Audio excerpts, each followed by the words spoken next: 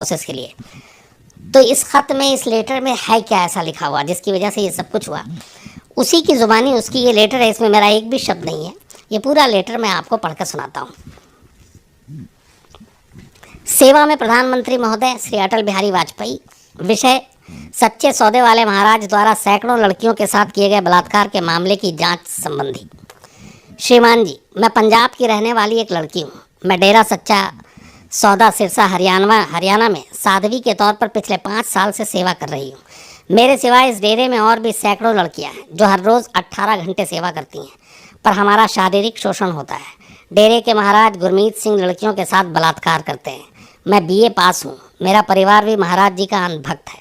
उनके कहने पर ही मैं साध्वी बनी। साध्वी बनने के 2 साल बाद महाराज गुरमीत की एक खास चेली गुरजोत कौर रात 10 बजे मेरे पास आई और कहा कि महाराज ने मुझे अपनी गुफा में बुलाया है।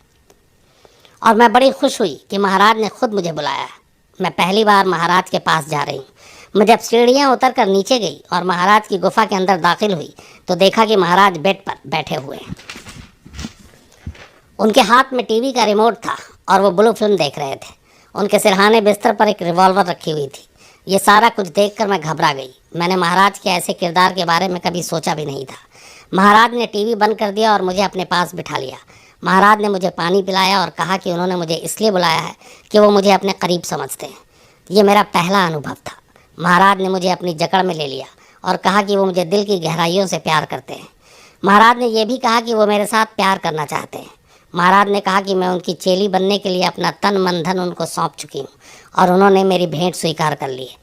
जब मैंने इस पर एतराज़ किया तो महाराज ने यह कहा कि इसमें कोई शक नहीं है कि मैं रब यानी भगवान हूँ। तो महाराज बोले, श्री कृष्ण भी भगवान थे और उनके पास गोपियाँ थीं जिनके साथ वो प्रेम लीला रचाते थे, फिर भी लोग उनको भगवान मानते हैं। इसमें कोई हैरान होने वाली बात नहीं है। मैं तुम्हें इस रिवॉल्वर से मार भी सकता हूँ और यहाँ तुम्हारी लाश भी दबा सकता हूँ। तुम्हारे परिवार वाले मेरे पक्के श्रद्धालु हैं और उन्हें मुझ पर अंधा विश्वास है। मुझे ये अच्छी तरह पता है कि तुम्हारे परिवार वाले मेरे खिलाफ कभी नहीं जा सकते। सरकारों पर भी मेरा अच्छा असर है। हरियाणा और पंजाब के मुख्यमंत्री और पंजाब के केंद्रीय मंत्री मेरे पास माथा टेकने आते हैं। वो मेरे खिलाफ कोई कार्रवाई नहीं कर सकते। मैं तुम्हारे परिवार वालों को नौकरियों से हटवा दूंगा और अपने सेवादारों से उनको कहीं मरा खपा दूंगा। हम उनके कत्ल का कोई भी सबूत नहीं छोड़ेंगे। तुम्हें यह पता है कि पहले भी हमने डेरे के मैनेजर फ़कीर चंद को गुंडों से मरवाया। आज तक उसके कत्ल का कोई सुराग नहीं निकला। डेरे पर हर रोज़ 1 करोड़ की आमदनी होती है। इससे हम नेता, पुलिस और जजों को खरीद सकते हैं। इसके बाद महाराज ने मेरे साथ ज़बरदस्ती की। महाराज पिछले 3 साल से ये सब कुछ करते आ रहे हैं। हर 25-30 दिन बाद मेरी बारी आती है। मुझे ये भी पता चला है कि महाराज ने मुझसे पहले भी डेरे में मौजूद जिन लड़कियों को बुलाया उनके साथ भी यही सब कुछ किया। इनमें से बहुत सारी लड़कियों की उम्र 35-40 साल है और वो शादी की उम्र भी पार कर चुकी हैं। उनके पास इस हाल में रहने के सिवा कोई रास्ता भी नहीं बचा। ज़्यादातर लड़कियां पढ़ी लिखी हैं और वो BA, MA, B.Ed की डिग्रियां प्राप्त हैं, पर वो डेरे में नर्क भोग रही हैं सिर्फ इसलिए कि उनके परिवार वालों की महाराज पर अंधी श्रद्धा है।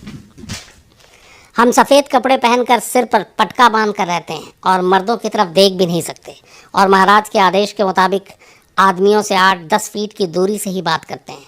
हम देखने वालों को देवियां लगते हैं, पर हम वेश्याओं की ज़िंदगी भोग रहे हैं। कई बार मैंने अपने घर वालों को बताने की कोशिश की कि डेरे में सब कुछ अच्छा नहीं, पर मेरे परिवार वालों ने मुझे डांट दिया और कहा कि डेरे से अच्छी जगह और कोई नहीं, क्योंकि हम महाराज की संगत में हैं। उन्होंने कहा कि मैंने डेरे के बारे में अपने मन में गलत सोच पैदा कर ली है। घर वालों ने मुझे सदगुरु का नाम जपने के लिए कहा। मैं यहाँ मजबूर हूँ क्योंकि महाराज के हर हुक्म की पालना करना पड़ता है। किसी लड़की को दूसरी लड़की से बात करने की भी इजाज़त नहीं है। महाराज के आदेश के मुताबिक लड़कियां अपने घर वालों से भी टेलीफोन पर बात नहीं कर सकती। अगर कोई लड़की डेरे की असलियत के बारे में किसी से बात करे तो महाराज के आदेश के मुताबिक उसको सज़ा दी जाती है। कुछ दिन पहले भटिंडा की एक लड़की ने महाराज की करतूतों के बारे में बता दिया। इसके बाद सारी चेलियों ने उसकी पिटाई कर दी। उसकी रीढ़ की हड्डी में फ्रैक्चर की वजह से वो अब भी बिस्तर पर पड़ी हुई है। जिसके बाद उसके पिता ने डेरे की सेवादारी छोड़ दी और अपने घर चले गए। वो महाराज के डर और अपनी बदनामी की वजह से किसी को भी कुछ बता नहीं रही। इसी तरह कुरुक्षेत्र की एक लड़की भी डेरा छोड़कर अपने घर चली गई। जब उसने सारी कहानी अपने परिवार वालों को बताई तब उसके भाई ने डेरा छोड़ दिया, जो कि वहाँ सेवादार के तौर पर काम करता था।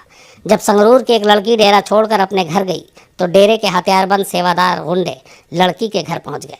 दरवाज़ा अंदर से बंद करने के बाद उन्होंने लड़की को मार देने की धमकी दी। साथ ही उन्होंने कहा कि आज के बाद कोई बात बाहर नहीं निकलनी चाहिए। इसी तरह मानसा, फिरोजपुर, पटियाला और लुधियाना ज़िलों की और भी लड़कियां हैं जो डेरे के बारे में कुछ भी कहने से डर रही हैं। चाहे वो डेरा छोड़ चुकी हों, पर वो अपनी जान के खतरे के डर से कुछ नहीं बोल रही। इसी तरह सिरसा, हिसार, फतेहाबाद, हनुमानगढ़ और मेरठ ज़िलों की लड़कियां डेरे के गुंडों की वजह से अपने साथ हुई कहानियां बाहर नहीं निकाल रही हैं। अगर मैं भी अपना नाम बता दूं तो मुझे और मेरे परिवार को ख़त्म कर दिया जाएगा। मैं आम लोगों को ये सच्चाई बताना चाहती हूँ, क्योंकि ये परेशानी और बर्दाश्त नहीं कर सकती। पर मुझे अपनी जान का खतरा है। अगर प्रेस या किसी एजेंसी के ज़रिए जांच कराई जाए तो डेरे में रह रही 40 से 50 लड़कियां सच्चाई बयान करने के लिए सामने आ जाएंगी। हमारी मेडिकल जांच भी हो सकती है, ताकि पता चल सके कि हम कुंवारी चेलियां हैं या नहीं। अगर हम कुंवारी नहीं हैं तो इसकी पड़ताल की जाए कि किसने हमारा कुंवारा भंग किया है। ये बात सामने आएगी कि महाराज गुरमीत राम रहीम सिंह डेरा सच्चा सौदा में हमारी ज़िंदगियाँ बर्बाद की है। एक दुखी अबला। ये है वो पूरी कहानी, बल्कि लेटर गुमनाम, जिसकी वजह से बाबा राम रहीम को 20 साल की सज़ा हुई। और यही वो लेटर है जिसे छापने की सज़ा पत्रकार रामचंद्र छत्रपति को मिली। तो ये थी पूरी कहानी।